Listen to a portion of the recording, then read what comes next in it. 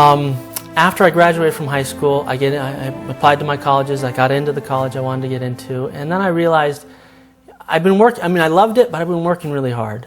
I wanted a little bit of a time to think. So I looked at overseas programs, and my father found a program that would actually send me to the Caribbean. It was very interesting, actually, because I got to go. It's a standard student exchange program after you leave high school. So you go for a year, you attend a high school there, and you basically learn the language and the culture. I went to the Dominican Republic, which was much more in development than it is now. Normally they take overseas students and they place them in these very wealthy homes, so that you have 3 or 4 maids and you've got an armed guard outside. It's very nice.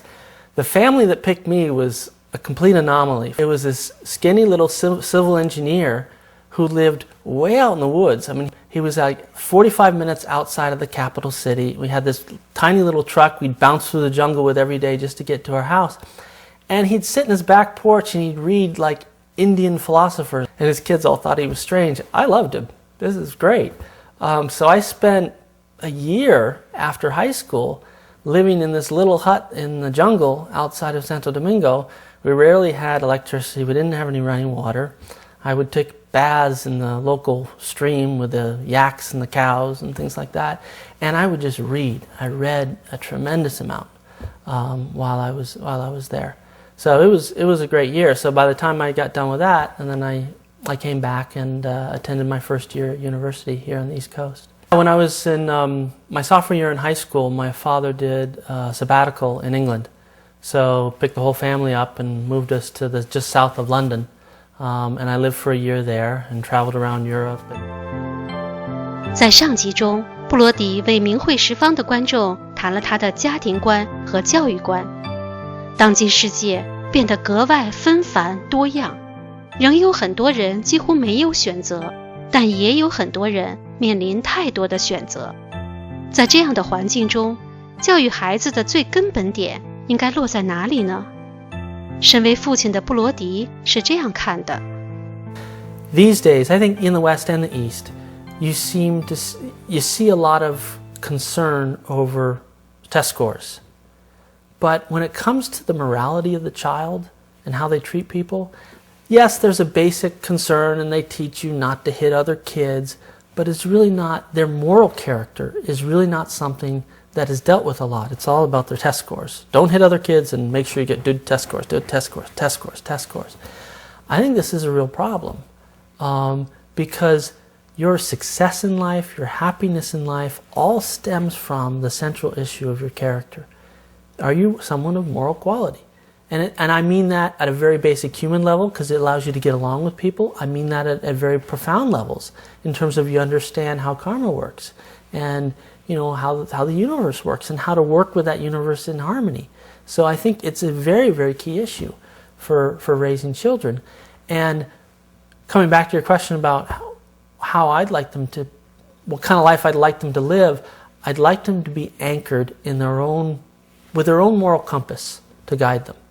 I think that's the most important thing, and that they understand the importance of virtue and they live by that. I think that's the kind of people I'd like them to become. In terms of the world, I hope that they live in a world that values that,